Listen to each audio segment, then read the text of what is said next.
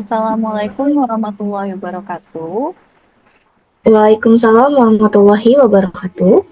Di sini kami dari kelompok 3 ingin mempresentasikan tentang analisis pendekatan-pendekatan pengukuran produktivitas, di mana materi ini akan dibawakan oleh saya, Adisya Ramadhani.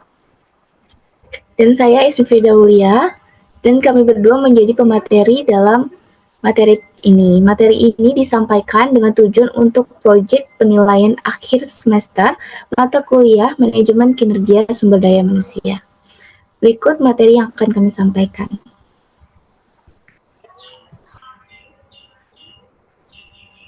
Baik, kita masuk ke pembahasan tentang definisi produktivitas. Ini istilah produktivitas pertama kali muncul tahun 1776 dalam naskah yang disusun oleh Quesnay dari Prancis. Namun, filosofi dan keberadaan produktivitas sudah ada sejak awal peradaban manusia di muka bumi ini.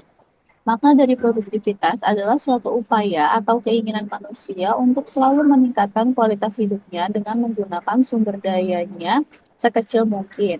Pada tahun 1883, Lintre mendefinisikan produktivitas sebagai kemampuan menghasilkan.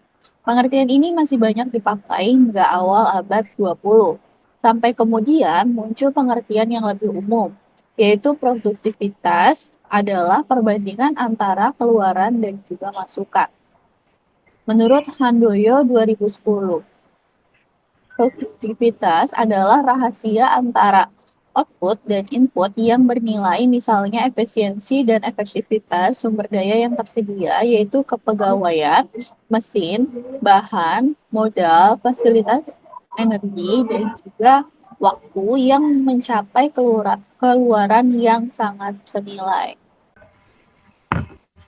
Menurut Handoyo 2010, DRS Moksdarsyah Sinuman memberikan pengertian produktivitas dalam tiga kelompok rumusan. Pertama yaitu rumusan tradisional, di mana produktivitas adalah rasio dari apa yang dihasilkan atau output terhadap keseluruhan perangkat produksi yang digunakan atau input.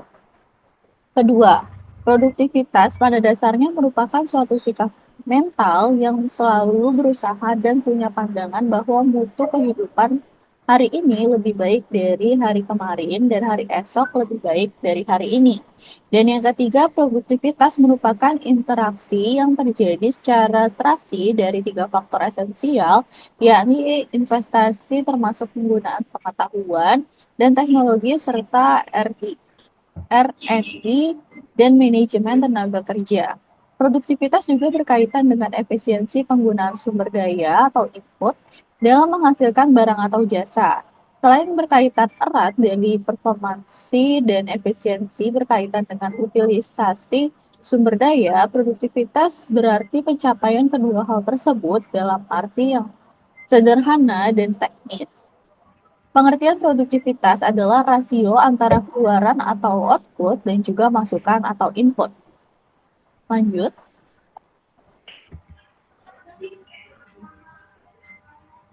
karena merupakan suatu rasio atau perbandingan, maka produktivitas dapat ditulis produktivitas sama dengan keluaran atau output berbanding dengan masukan atau input. Keluaran adalah hasil yang bermanfaat bagi manusia yang diperoleh dari suatu kegiatan, sedangkan masukan adalah sumber-sumber yang digunakan untuk memperoleh hasil tersebut. Misalnya, faktor tenaga kerja, bahan baku, energi, modal, dan sebagainya. Dengan demikian, dapat dikatakan bahwa produktivitas berkaitan dengan efisiensi penggunaan input dalam memproduksi output barang atau jasa.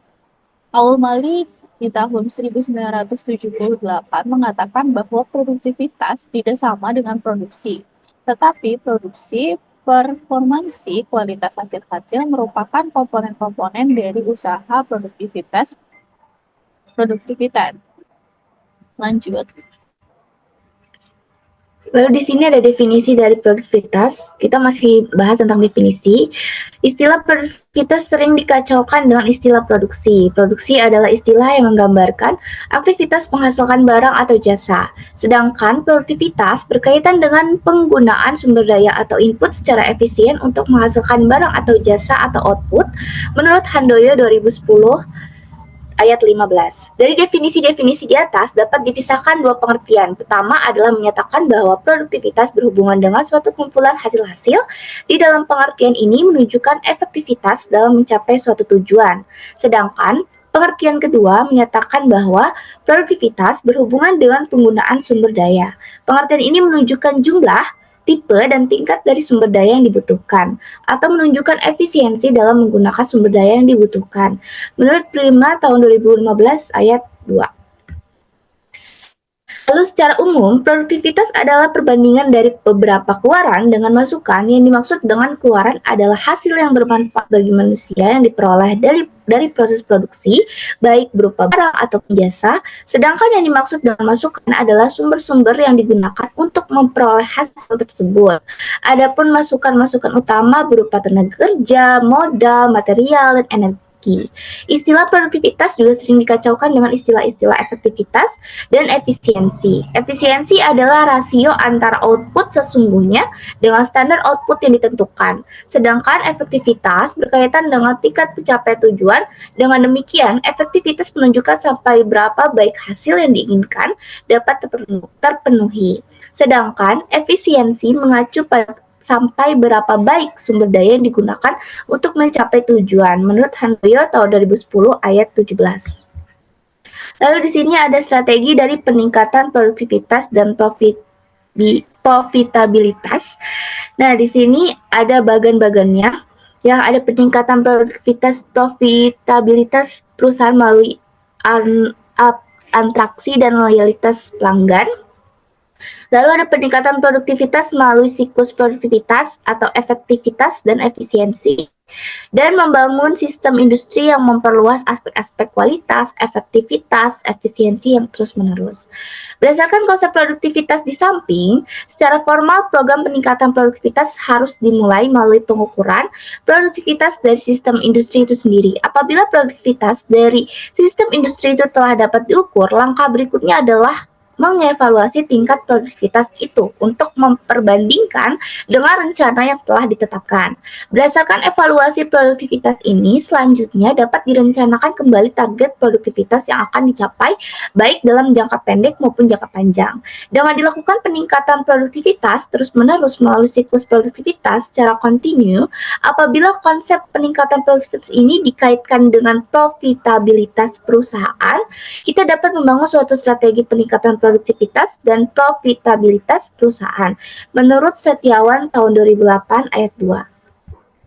Lalu di sini ada penetapan sistem pengukuran produktivitas. Suatu organisasi perusahaan perlu mengetahui pada tingkat produktivitas mana perusahaan itu beroperasi. Agar dapat membandingkan dengan produktivitas standar yang telah ditetapkan, manajemen mengukur tingkat perbaikan produktivitas dari waktu ke waktu dan membandingkan dengan produktivitas industri sejenis yang menghasilkan produk serupa. Hal ini menjadi penting agar perusahaan itu dapat meningkatkan daya saing dari produk yang dihasilkannya di pasar global yang amat kompetitif. Menurut Setiawan tahun 2008 ayat 24. Baik, lanjut ke unsur Next. produktivitas. Unsur produktivitas terdiri dari 3 unsur penting, antara lain efisiensi, efektivitas, dan kualitas, yang dapat dijelaskan lebih lanjut menurut Everett, James, dan juga William. Efisiensi adalah penggunaan sumber daya secara minimum guna pencapaian hasil yang optimum. Efisiensi merupakan suatu ukuran yang menyatakan seberapa kecil atau minimum, makin kecil persentase keluaran yang dicapai, maka tinggi efisiensinya. Yang kedua, efektivitas. Efektivitas adalah pencapaian tujuan secara cepat dan juga tepat yang menyatakan seberapa jauh target, kuantitas, kualitas, dan juga waktu telah tercapai. Makin besar presentasi target yang dicapai, maka tinggi pula tingkat efektivitasnya. Yang ketiga adalah kualitas. Kualitas merupakan suatu ukuran yang menyatakan seberapa jauh telah terpenuhinya berbagai persyaratan, spesifikasi, dan juga harapan. Unsur ini orientasinya adalah tertuju pada segi pengadaan masukan atau hanya pada segi keluaran dan segi distribusi termasuk kepuasan konsumen atau kedua-duanya. Kualitas merupakan ukuran produktivitas meskipun kualitas sulit diukur secara sistematis melalui rasio output dan atau input. Output yang berkualitas baik secara tidak langsung akan meningkatkan rasio output atau input dalam arti nilai tambah, yang berarti meningkatkan rasio output atau input adalah kualitas yang baik, menurut Handoyo 2010. Kriteria pengukuran produktivitas. Ada 6 kriteria yang harus dipenuhi dalam melakukan pengukuran produktivitas, yaitu pertama, validity atau keabsahan, bahwa harus menggambarkan secara tepat perubahan dari masukan menjadi keluaran dalam proses produksi yang sebenar-benarnya. Jumlah produk yang dihasilkan tiap satuan waktu kadang-kadang tidak dapat dijadikan suatu ukuran yang absah dikarenakan lama penyelesaian produk tidaklah sama. Yang kedua, completeness atau kelengkapan. Harus mencakup seluruh masukan dan juga keluaran yang digunakan dan dihasilkan maupun walaupun sulit untuk menghitung semua komponen yang terlibat baik masuk ataupun keluar, namun kelengkapan dibutuhkan untuk pengukuran yang baik dengan tujuan mendapatkan hasil pengukuran yang berarti. Yang ketiga adalah compatibility atau dapat dibandingkan. Produktivitas merupakan suatu ukuran relatif sehingga suatu badan usaha tidak dapat dibandingkan dengan badan usaha lain, tetapi dapat digunakan untuk periode waktu yang berbeda dalam suatu badan usaha. Pentingnya pengukuran produktivitas terletak pada kemampuan untuk dapat dibandingkan antara satu periode dengan periode lainnya atau terhadap ukuran standar. Yang keempat ada inclusiveness atau ketermasukan. Suatu pengukuran produktivitas bukan hanya terletak pada pengukuran produksi saja. Lingkup pengukuran harus diperluas meliputi pembelian, persediaan, personal, keuangan, serta penjualan. Oke, masuk ke kriteria yang kelima yaitu timeless atau ketepatan waktu. Hasil pengukuran mengandung informasi yang lebih besar baik pihak manajemen untuk mengambil tindakan perbaikan agar informasi berfungsi secara tepat. Periode waktu pengukuran harus disesuaikan dengan kebutuhan perusahaan. Yang keenam adalah cost effectivity. Nah, keefektifan biaya pengukuran harus dilakukan dengan memperhatikan biaya-biaya yang berhubungan secara langsung maupun tidak langsung dan tidak menggunakan proses produksi. Handoyo 2010.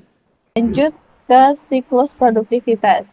Siklus produktivitas yang pertama ada pengukuran produktivitas atau measurement, yang kedua evaluasi produktivitas atau evaluation, yang ketiga adalah perencanaan produktivitas atau planning, yang keempat adalah peningkatan produktivitas atau improvement.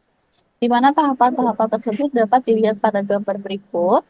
Tahapannya dari tahap 1 ke evaluasi, ke perencanaan produktivitas, hingga ke peningkatan produktivitas dan masuk lagi secara siklus produktivitas menurut Prima 2015. Teori produktivitas. Berdasarkan rasio output terhadap input, variasi perubahan yang terjadi pada output dan input yang ada akan mempengaruhi tingkat produktivitas sebagai berikut. 1. Apabila output naik, input turun maka produktivitas akan naik.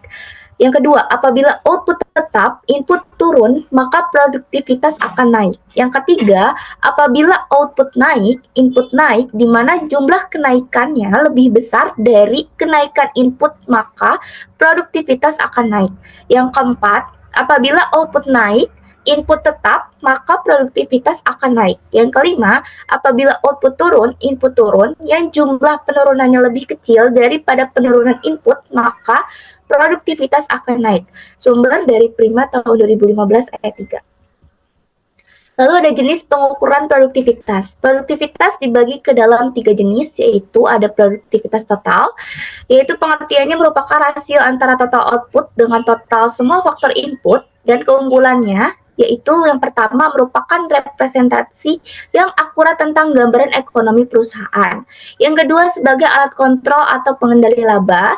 Yang ketiga sangat bermanfaat untuk level manajemen puncak. Dan kelemahannya adalah yang pertama perhitungannya relatif lebih sulit dan yang kedua ada kalanya tidak mempertimbangkan faktor-faktor intangible atau faktor yang sulit diukur. Lalu yang kedua ada faktor dari parsial atau produktivitas faktor tunggal. Ini merupakan rasio keluaran terhadap salah satu jenis masukan. Hasil pengukurannya akan lebih mudah digunakan sebagai masukan pada usaha-usaha perbaikan produktivitas dibandingkan dengan hasil pengukuran yang diperoleh dari produktivitas total. Keunggulan dari produktivitas parsial ini yang pertama mudah untuk dipahami, dapat diketahui faktor mana yang paling potensial, yang kedua lebih mudah dalam mengumpulkan data, yang ketiga mudah dalam proses perhitungan, yang keempat lebih mudah menyampaikan hasil kajian pada pihak manajemen. Lalu kelemahannya itu, yang pertama dapat menyebabkan kesalahan interpretasi jika produktivitas parsial ini dilakukan tersendiri, yang kedua tidak akan memiliki kemampuan untuk menjelaskan biaya keseluruhan. Lalu yang ketiga ada produktivitas total faktor, yaitu merupakan rasio keluaran bersih terhadap jumlah masukan faktor tenaga kerja dan faktor kapital. Keunggulannya yaitu satu, data yang dibutuhkan relatif mudah didapatkan. Yang kedua sangat cocok untuk sudut pandang ekonomi.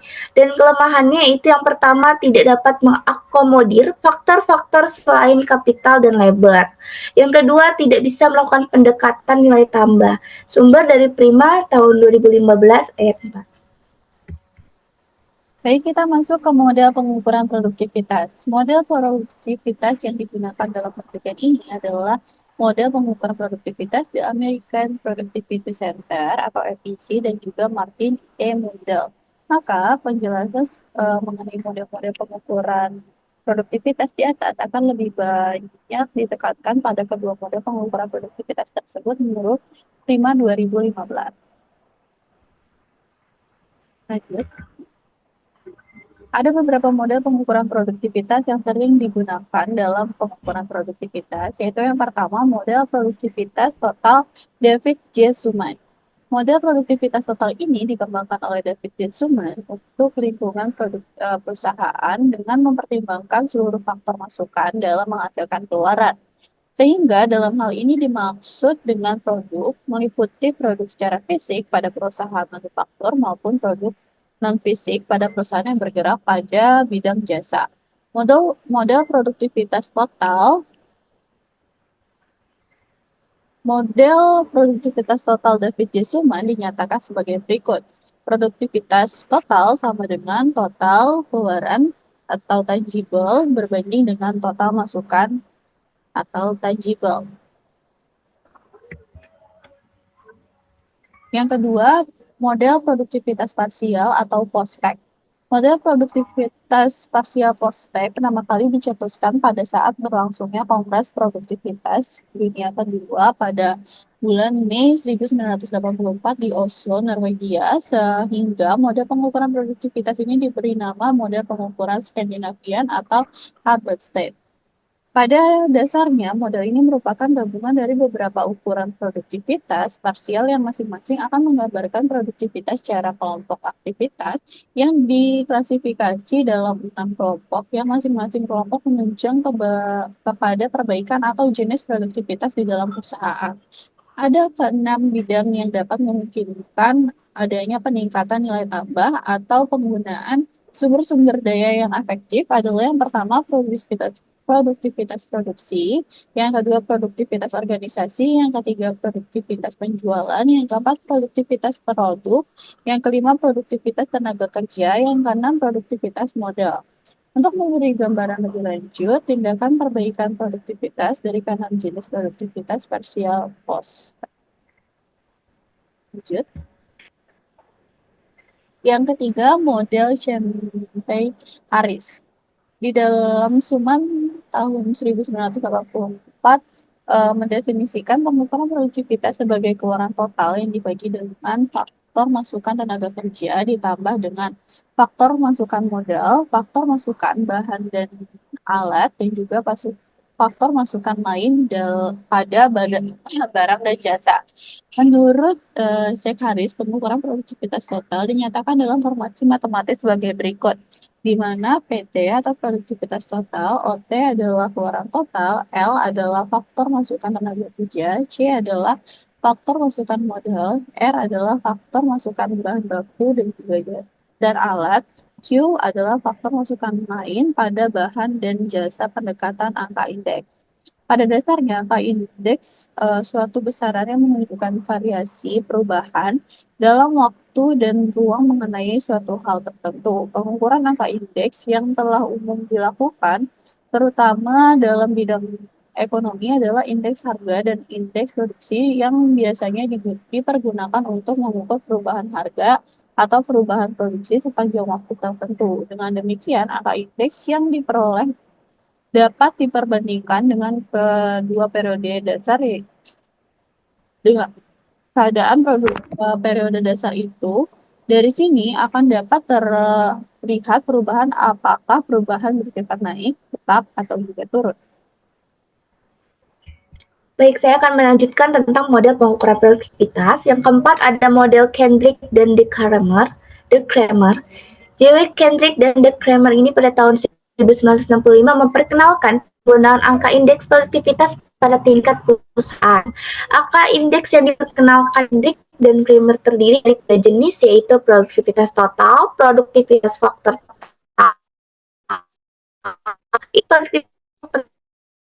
tertentu sebagai berikut. Yang pertama, output tertentu dalam harga, dan harga periode dasar input periode tertentu dalam harga, lalu harga periode dasar selisih antara output periode tertentu dalam harga periode dasar dan input dalam harga, lalu harga periode dasar menunjukkan peningkatan atau penurunan produktivitas dalam periode itu. Berdasarkan definisi atas, tampak bahwa indeks produktivitas faktor total ditentukan dengan jalan mengeluarkan pengaruh dari barang-barang dan jasa antara yang ada pada sisi input dan output.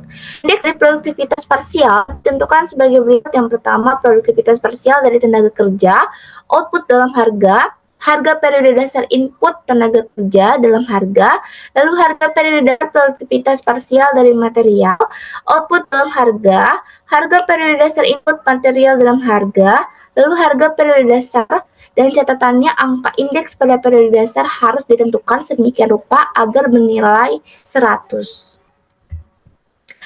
Lalu yang kelima, model Productivity Evaluation Tree atau PET. Ya, model PET ini merupakan salah satu metode dalam pembuatan perencanaan produktivitas jangka pendek dengan menggunakan pohon evaluasi produktivitas. Metode ini merupakan suatu metode yang mengandalkan pada keputusan manajerial, terutama dalam mengidentifikasi dan menguji alternatif yang mungkin serta memutuskan alternatif mana yang sebaiknya dilakukan dalam penetapan target produktivitas atau mana yang akan datang. Yang keenam yaitu model objective matrix. Model objektif matriks ini sendiri menggabungkan kriteria produktivitas ke dalam suatu bentuk yang terpadu dan berhubungan satu sama lain.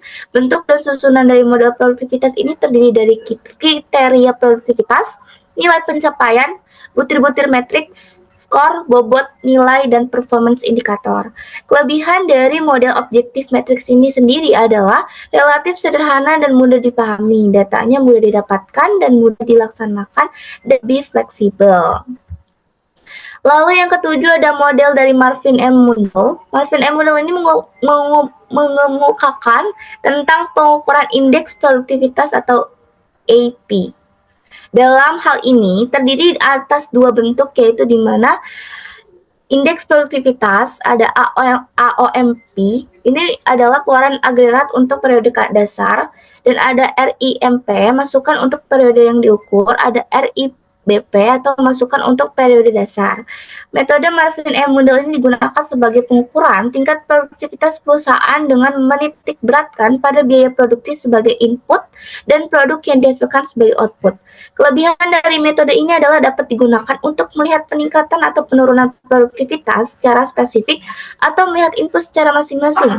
Kekurangan dari metode ini adalah tidak dapat digunakan untuk mengetahui secara cepat apakah produktivitas mengalami penurunan atau peningkatan karena metode ini melihat input secara masing-masing.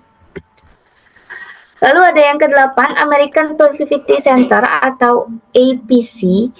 APC ini merupakan suatu organisasi nirlaba yang didirikan pada tahun 1977 oleh Dr. Jackson Gleason dan sangat gencar mensponsori berbagai kegiatan seminar dan lokal karya yang berhubungan dengan pengukuran produktivitas, perbaikan produktivitas, dan manajemen produktivitas. Menurut Prima tahun 2015 ayat 5. Profitabilitas merupakan rasio antara pendapatan atau revenue dengan biaya cost. Jadi profitabilitas hasil bagi antara penjualan atau sales dengan biaya yang dikeluarkan untuk memproduksi barang atau jasa yang telah dijual atau cost. Keuntungan dari bentuk pengukuran produktivitas yang dikemukakan oleh APC ini menghasilkan 3 ukuran produktivitas, yaitu indeks produktivitas itu sendiri, indeks profitabilitas, dan indeks perbaikan harga. Berdasarkan pengukuran produktivitas model APC, ini tampak bahwa profitabilitas berhubungan secara langsung dengan produktivitas dan faktor perbaikan harga menurut Prima tahun 2015 ayat 5. Berdasarkan hubungan ini, profitabilitas perusahaan dapat meningkatkan melalui peningkatan produktivitas dan perbaikan harga produk di pasar global. Selain itu, model APC juga mempertimbangkan secara keseluruhan proses bisnis, baik berdasarkan ukuran transformal fisik maupun finansial. Dalam hal ini, rasio produktivitas memberikan suatu indikasi sejauh mana pengukuran sumber-sumber daya atau input dalam menghasilkan output perusahaan. Kuantitas output dan input untuk setiap periode waktu digandakan dengan harga-harga periode dasar agar memperoleh indeks produktivitas. Menurut Prima tahun 2015 ayat 5. Oke, kita masuk ke bahasan tentang kerangka konseptual. Adapun kerangka konseptual di atas terdiri dari hal-hal yang tersebut merupakan dasar permasalahan yang dibutuhkan untuk dilakukan tindak lanjutnya. Pada proposal kita menemukan beberapa hal yang menjadi landasan penelitian ini, yaitu data modal, material, tenaga kerja, dan energi.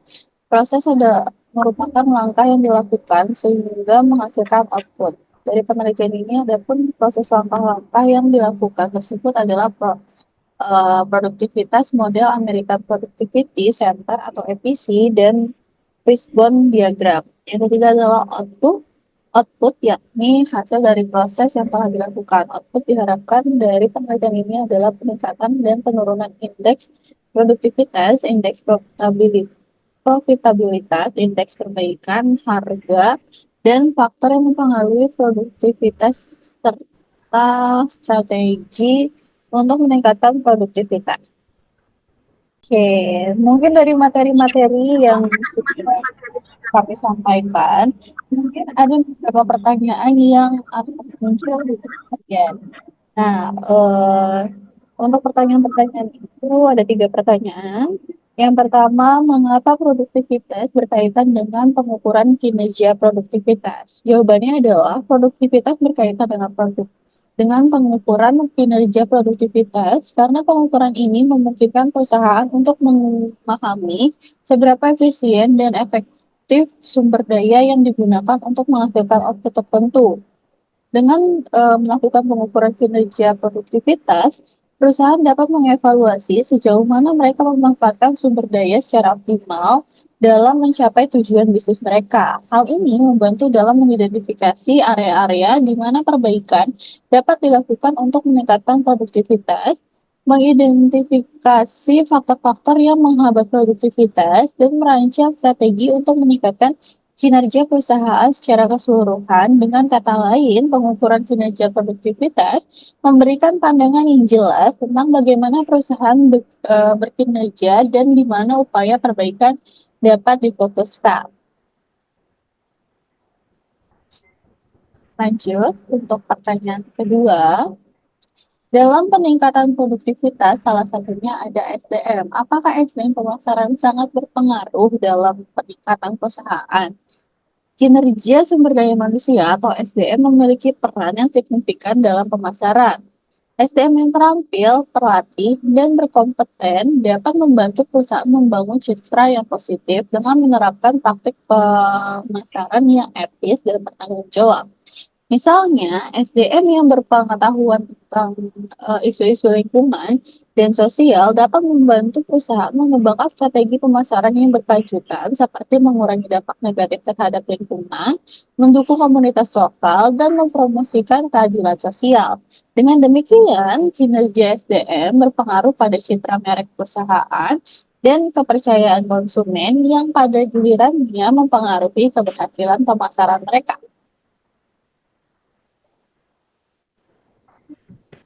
Lalu yang terakhir, sebenarnya adakah permasalahan penetapan pengukuran produktivitas terhadap perusahaan? Nah, dapat beberapa permasalahan yang mungkin muncul penetapan dan pengukuran produktivitas. Beberapa di antara masuk yang pertama, ada pemilihan metode tetap untuk metrik per produk menjadi tantangan.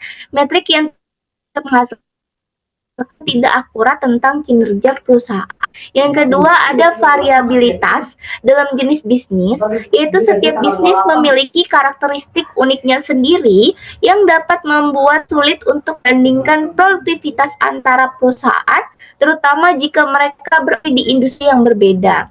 Yang ketiga, ada pengukuran kuantitatif versus pengukuran kualitatif. Beberapa aspek produktivitas untuk diukur kuantitatif seperti ini, kualitas produk, dan kepuasan pelanggan.